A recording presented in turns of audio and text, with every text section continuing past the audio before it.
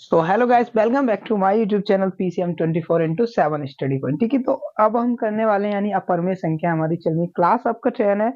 और संभवतः वीडियो ये लगभग 3 या 4 होगा, ऐसा कुछ ज्यादा वो नहीं है। ठीक है, तो इसमें अभी क्या चल रहा है, आपको इससे पहले जो एक्सरसाइज थी वो पूरी करा दी है मैंने 1.1 थी। ठीक है, उसमें एलसीएम एचसीएफ वगैरह फाइंड करने थे, वो सारी चीजें क्लियर हो चुकी हैं आपकी। ठीक है, और यहाँ तक लगभग पूरा करा दिया, 17 नंबर क्वेश्चन भी करा दिया था। अब हम देखते हैं अपना अपरमेय संख्याएं क्या होती हैं। देखो, तो परमेय संख्याएं क्या होती है, अगर मैथ में आप चलोगे तो परमेय संख्याएं वो होती हैं जिन्हें हम पी और क्यू के रूप में लिख सकते हैं। यानी जिन्हें हम अंश और हर के रूप में लिख सकते हैं वो हमारी परमेय संख्याएं होती हैं। ठीक है, और जिन्हें हम अंश और हर के रूप में नहीं लिख सकते, अंश और हर के रूप में नहीं लिख सकते, उन्हें हम क्या बोलते हैं, अपरमेय संख्याएं बोलते हैं। ठीक है, एक परिभाषा तो ये है अपरमेय संख्याओं की। दूसरी परिभाषा ये है अपरमेय संख्याओं की कि जिनका हम भाग विधि से, वर्गमूल विधि से अगर उनका हम वर्गमूल निकालेंगे तो वहां पे वो अशांत प्रसार देगा। यानी वो ऐसी संख्या बार बार रिमाइंडर ऐसा देता जाएगा जहां पे बार बार क्या है, जीरो नहीं आएगा, रिमाइंडर वहां पे जीरो होगा ही नहीं। यानी बार बार कोई ना कोई रिमाइंडर बचता जाएगा, अनंत तक बचता जाएगा, अर्थात जिसके क्या है, पेयर ना बने। ठीक है, तो वो कैसी होगी, अपरमेय संख्याएं होगी। जैसे मैं अगर एग्जाम्पल में आपको देना चाहूं, जैसे मैंने ये अपरमेय संख्याएं लिखी हैं जिन्हें हम पी और क्यू के रूप में नहीं लिख सकते, और क्यू बराबर क्या है, जीरो नहीं होना चाहिए। यानी क्यू बराबर जीरो नहीं होना चाहिए, नहीं तो फिर वो इनफाइनाइट देगा, और इनफाइनाइट का मतलब अनंत होता है। ठीक है, तो इनफाइनाइट नहीं देना चाहिए। अब हम देखते हैं कि जिन्हें हम पी और क्यू के रूप में व्यक्त नहीं कर सकते वो हमारी अपरमेय संख्याएं होती हैं। ठीक है, जैसे √2, √3, √15, पाई पाई का मान 22/7 होता है। ये सारी क्या है, अपरमेय संख्याएं होती हैं। ठीक है, तो अब हम यहाँ देखते हैं, जैसे मैंने मान लीजिए √2 है, √2 मैंने माना कि ये अपरमेय संख्या है, अपरमेय संख्या है। अब कैसे है ये भी देख लेते हैं। कैसे देखेंगे, अब दो तरीके होते हैं इसके, इसको देखने के दो तरीके हैं। एक है विरोधाभास, विरोधाभास। ठीक है, और एक है हम भाग विधि, भाग विधि, या क्या है आपकी, तो भाग विधि रख रहने दो। ठीक है, तो दो तरीके से हम देख सकते हैं, इसको मैं अभी कराऊंगा। ठीक है, इससे पहले इसको देख लेते हैं क्योंकि ये ज्यादा व्यवहारिक नहीं है। ठीक है, तो इसको देख लेते हैं। मान लीजिए √2 है। अब जब मैं टू का √2 ना मान के मैं इसको क्या मानता हूँ, टू मान लिया मैंने, टू मान लिया। अब मैं इसका क्या है, वर्गमूल लूंगा। मान लीजिए मैं वर्गमूल लूंगा, तो मैं क्या करूंगा कि वर्गमूल में ऐसे गुणनखंड लूंगा, बार बार ऐसे, ऐसा एक क्या वर्ग लूंगा जो इन दो से आगे नहीं होना चाहिए। वर्ग हर एक बार मैं वर्ग ही लूंगा, जब भी करूंगा तो वर्ग ही लूंगा। तो अभी दो है, तो मैं ऐसा वर्ग लूंगा कि एक से दो से ज्यादा नहीं होना चाहिए। तो पहले भी क्या आएगा, 1 × 1, 1 × 1 होगा। ठीक है, तो 1 ऊपर कर ले रहा हूँ पूरा। तो पहली बार कितना गया, 1 बार। ठीक है, 1 बार गया। और अब मैंने पॉइंट बढ़ा लिया, इधर कितना हो गया, इधर जोड़ते जाएंगे तो इधर कितना हुआ आपका, 2 हो गया। ठीक है, इधर 2 हो गया। अब हम देखते हैं तो इधर कितना बचा मेरे पास, थोड़ा छोटा छोटा बनाता हूँ जिससे, तो इधर कितना बचा मेरे पास, 1 बचा। ठीक है, 1 बचा। अब जीरो लगाऊंगा क्योंकि रिमाइंडर बच गया, तो पॉइंट लगाना पड़ेगा। वो पॉइंट मैं ऊपर लगाऊंगा और यहाँ क्या करूंगा, मैं जीरो जीरो बढ़ा लूंगा, जीरो जीरो बढ़ा लूंगा। क्योंकि यहाँ पे हम वर्गमूल ले रहे हैं, इसीलिए जब भी हम नीचे संख्या लेंगे तो हम जोड़े में ही लेंगे, जोड़े में ही लेंगे। क्योंकि हम क्या ले रहे हैं, यहाँ पे वर्गमूल ले रहे हैं, इसीलिए जोड़े में लेंगे। अगर हम नॉर्मली भाग करते हैं तो एक संख्या लेते हैं, लेकिन यहाँ हमें क्या चाहिए, वर्गमूल चाहिए, इसीलिए हम क्या करेंगे, 2 जीरो का उतारा लेते हैं। ठीक है, तो कितना हो गया, 100 हो गया। अब मैं ऐसी संख्या, ऐसे ऐसे वर्ग से भाग दूंगा कि ये इससे ज्यादा नहीं होना चाहिए। ठीक है, किससे ज्यादा ना होना चाहिए, 100 से। तो मैं यहाँ 4 का दे दूं, देखो 4, 4 × 4 = 16 की 6 हासिल लगा, 1 4 दूनी 8, 1 9 96 हो गया। ठीक है, और इधर क्या के, इधर तो जोड़ना होता है आपको, तो इधर कितना होगा, 4 4 8 हो गया, और 2 हो गया, यानी 28 इधर हो गया। और इधर कितना बचा मेरे पास, यानी 4 बार गया तो 4 यहाँ लिख दिया। ठीक है, तो इधर कितना बचा मेरे पास, 4 यहाँ बचा, यानी 4 ही बचा। ठीक है, फिर मैं ये वाला लूंगा, ये वाला, तो देखो कितना हुआ, 400 हो गया, 400 हो गया। अब मैं ऐसे फिर अगर 2 से करूंगा तो ये 400 से ज्यादा चला जाएगा। देखो 2 का अगर इसमें मल्टीपल करता हूँ 2 के वर्ग से अगर भाग दूंगा तो 2 और 2 यहाँ लगूंगा तो 2 दूनी 4 ही हो जाएगा, तो ये बहुत हो रहा है।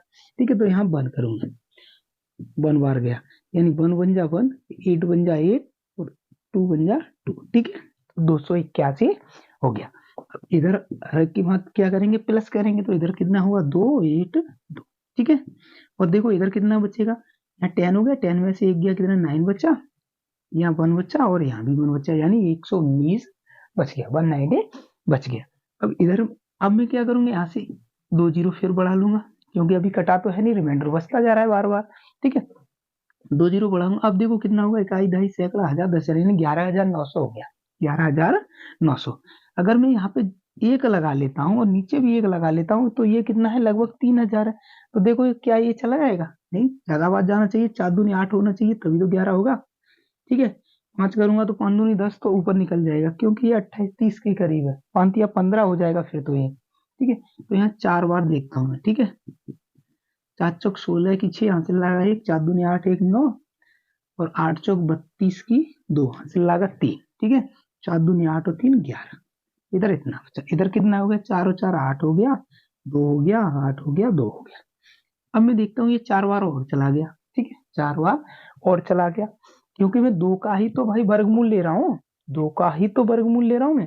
ठीक है, तो क्या चाहिए मुझे, अब देखो इधर कितना बचा आपका 4 बचा, इधर 0 बचा, ये 8 हो गया, 8 में से 2 गया 6 बचा, और इधर यानी 604 बचा। अब 2 जीरो और बढ़ा लूंगा तो कितना हो जाएगा, 60,400, 60,400। और इधर कितना हुआ है, 2,828। अगर मैं इसकी 1 लगा देता हूँ तो देखो कितना हुआ, 28,281 हो गया। इधर 60,000 है, इधर कितना है 60,000। तो देखो ये लगभग 3,000 के समथिंग है, और ये वो 30,000, ये सॉरी ये 30,000 के समथिंग हो गया। इकाई दहाई सैकड़ा हजार दस हजार यानी 28,000 है, तो ये 30,000 के समथिंग हो गया।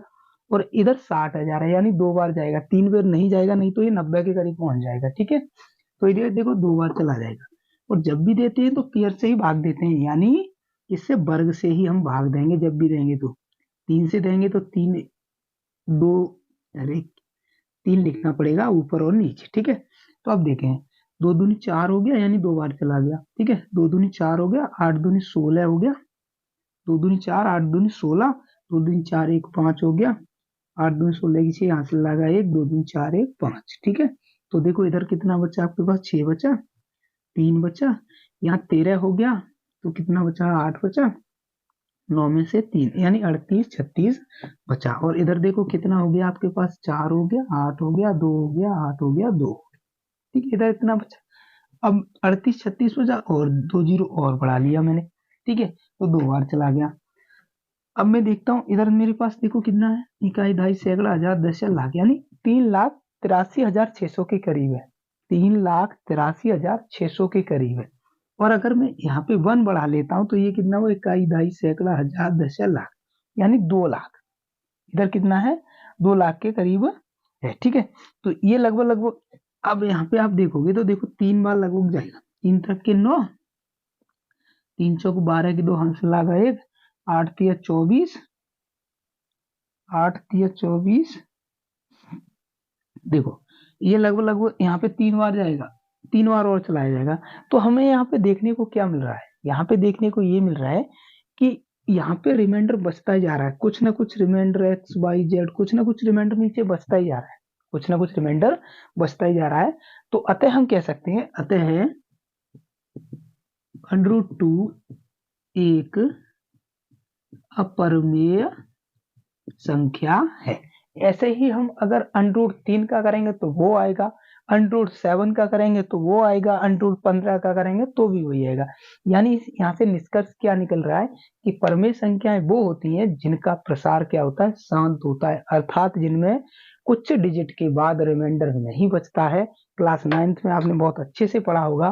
ठीक है, या नहीं पढ़ा है तो मेरी कुछ वीडियो 9th की डली हुई है क्लास 9 वाली, तो वहां पे आप आराम से उसको देख सकते हैं। यानी अपरिमेय संख्याएं किन्हें कहते हैं, जिनमें रिमाइंडर बचता जाए, यानी जिनमें क्या है, आपका शेषफल बचता जाए, अनंत तक कहीं नहीं घटे, वो आपकी अपरिमेय संख्याएं होती हैं। और दूसरी परिभाषा ये है कि उन्हें हम पी और क्यू के रूप में लिख सकते हैं। ठीक है, तो उम्मीद करता हूँ यहाँ से समझ में आई होगी। दूसरी विधि इसकी ये है कि विरोधाभास, यानी विरोधाभास हम क्या है कि मान लेंगे कि √2 क्या है, एक परमेय संख्या है। परमेय संख्या क्या होती है, पी और क्यू के रूप में हम लिख सकते हैं। जैसे विरोधाभास विधि क्या है, एक तो आपने भाग विधि देख ली, ठीक है। अब हम इसको देखते हैं। तो मान लिया मैंने कि √2 क्या है, √2 हमारी क्या है, एक अपरमेय संख्या यानी a/b है। ये कैसी है, परमेय संख्या, जहां a/b परमेय, क्या लिख दिया है, a/b परमेय संख्या, तब इसमें यानी किसमें, a/b में, a,b में एक गुणनखंड 1 है, यानी दोनों में एक गुणनखंड क्या है, 1 कॉमन आपको मिल रहा है, ठीक है। अब हम यहां से देखते हैं, तो दोनों तरफ वर्ग करें, दोनों तरफ वर्ग करने पर अगर मैं वर्ग करूंगा तो देखो क्या मिलेगा, यहाँ से मुझे 2 मिलेगा, यहाँ से a² / b² मिलेगा, यही मिलेगा, दोनों तरफ वर्ग कर दिया, ठीक है। अब a² बराबर क्या हो गया, यहाँ से 2b² हो गया, 2b² हो गया, a बराबर क्या हो गया, यहाँ से 2b² हो गया। तो यहाँ से मुझे a के कितने गुणनखंड मिले, गुणनखंड कितने मिले, यहाँ से 2 मिला, ठीक है, 2 मिल गया, और ऊपर मुझे कितना मिला था, 1 मिल गया। और अगर मैं और आगे बढ़ाना चाहूँ, वैसे a का एक और गुणनफल यहाँ पे b भी तो है, b है, a का 2 है और b है। अगर 2 क्या है, यहाँ पे a और b क्या है, a, b पूर्णांक है, एक पूर्णांक है।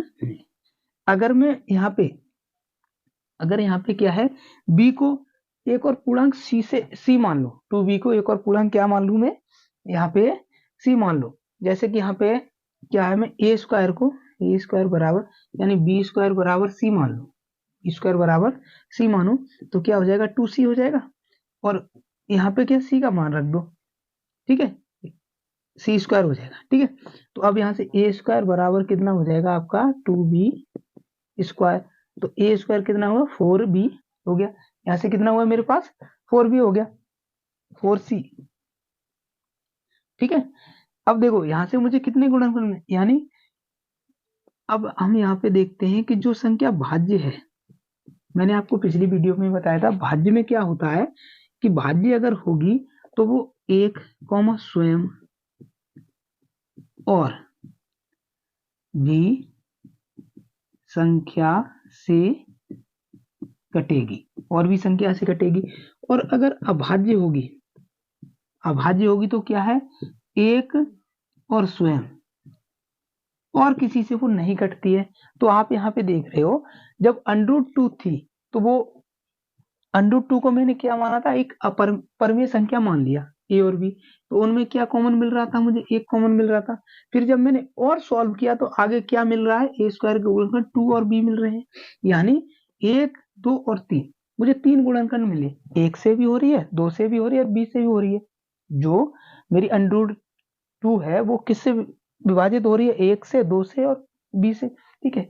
तो मुझे यहाँ से क्या पता चल रहा है, कि यहाँ से ये पता चल रहा है कि √2 क्या है, एक परमेय संख्या है। भाई परमेय संख्या क्या है, कि परमेय संख्या कैसी होती है, बहुत संख्याओं से कट जाती है, यानी परमेय संख्या में क्या, रिमाइंडर नहीं बचता है। लेकिन यहाँ से तो मुझे एक चीज दिखाई दे रही है कि यहाँ से तो बार बार ये कट रही है, ठीक है। तो ये किस वजह से हुआ, ये किस वजह से हो रहा है, कि मैंने क्या माना था कि √2 एक परमेय संख्या है, इसी वजह से ये गुणनखंड निकल के आए हैं इसके, इसी वजह से ये गुणनखंड निकल के आए हैं, क्योंकि ये मैंने माना था कि √2 क्या है, एक परमेय संख्या है, ठीक है। अतः ये मेरे किसके विरोध की वजह से हुआ, कि मैंने ये मान लिया कि √2 क्या है, एक परमेय संख्या है। अतः √2 एक, या ऐसे ना लिख के ऐसे लिखते हैं, देखो ये इस कारण हुआ है कि हमने √2 को परमेय संख्या माना था। अगर हम उसको परमेय संख्या न मानते तो उसके गुणनखंड 1, 2 और b नहीं आते। अगर हम इसको परमेय संख्या नहीं मानते तो उसके गुणनखंड सिर्फ 1 आता, तो हम वहां पे कह सकते थे कि ये अपरमेय संख्या है। ठीक है, अगर उसके गुणनखंड ज्यादा आ रहे हैं तो वो क्या है, परमेय संख्या होती है। तो ये ज्यादा किस वजह से आई, क्योंकि हमने ये मान लिया था कि ये क्या है, आपकी परमेय संख्या है। अतः √2 अपरमेय संख्या है। √2 कैसी है, अपरमेय संख्या है। ठीक है, तो ये कैंसिल हो गया, आपका √2 वाला हो गया। √3 वाले में भी यही प्रोसेस है, सेम यही प्रोसेस है। ठीक है, जो दूसरा है √3 वाला है, उसमें भी आपकी सेम प्रोसेस है। तो ये आपने 2-3 तरीके से देख लिया, एक विरोधाभास विधि से देख लिया, एक भाग विधि से देख लिया कि ये कैसी हैं, अपरमेय संख्याएं हैं।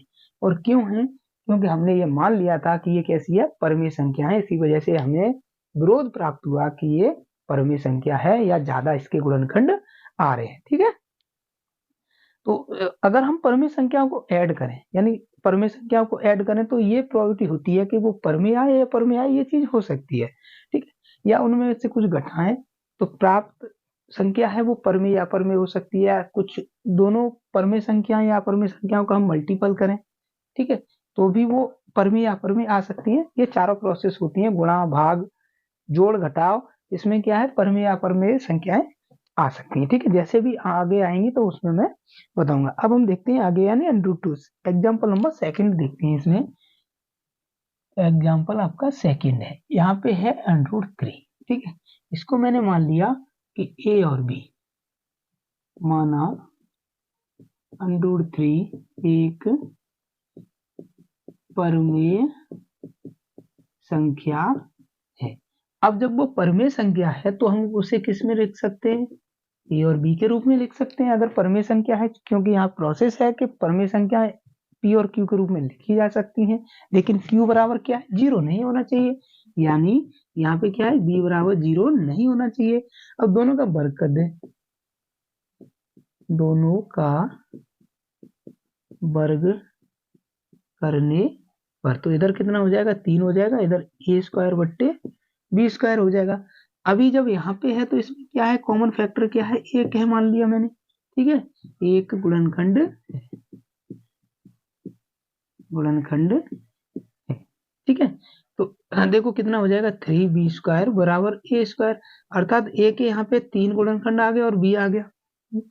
तो हम जानते हैं कि अपरमेय संख्याएं कैसी होती हैं, अपरमेय संख्याएं वो होती हैं जिनमें एक के अतिरिक्त वह स्वयं, यानी अगर मैं यहाँ पे मानूं तो ये या तो 1 से कटेगी √3 या √3 से ही कटेगी, ऐसा ही होता है ना।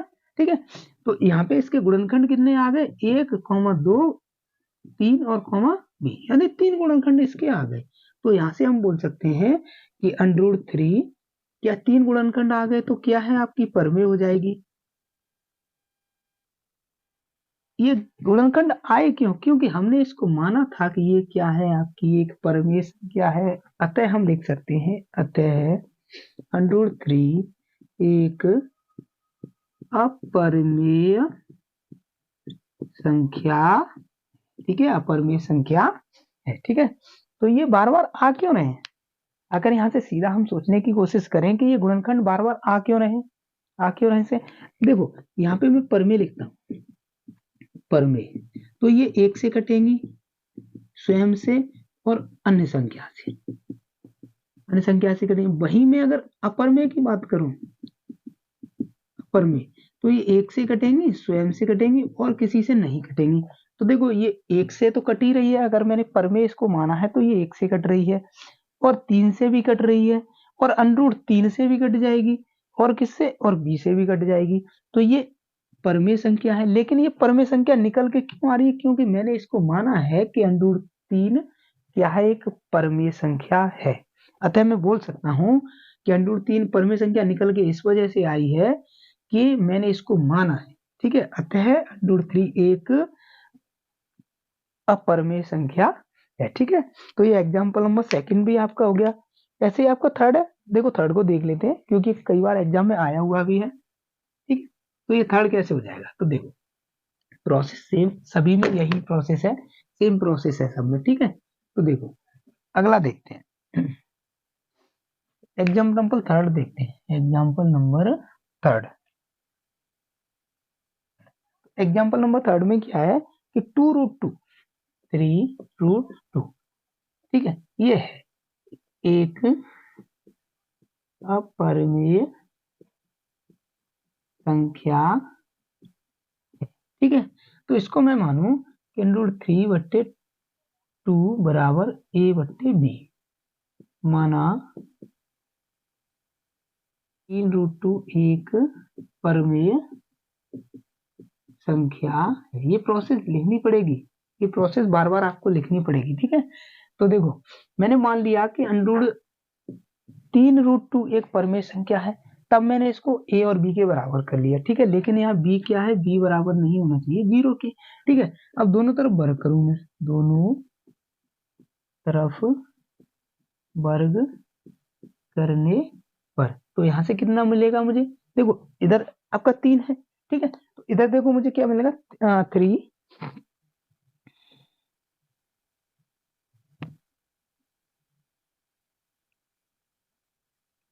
तो देखो यहाँ से वर्ग ना करने के, अगर मैं वर्ग कर रहा फिर भी वही प्रोसेस आएगी, और वर्ग ना करूं फिर भी यहाँ से आपको एक चीज दिखाई दे रही होगी, देखो वर्ग ना करके यहाँ से एक चीज दिखाई दे रही होगी कि √2 बराबर a/3b, ठीक है। एक प्रोसेस आपको यहाँ से दिखाई दे रही है।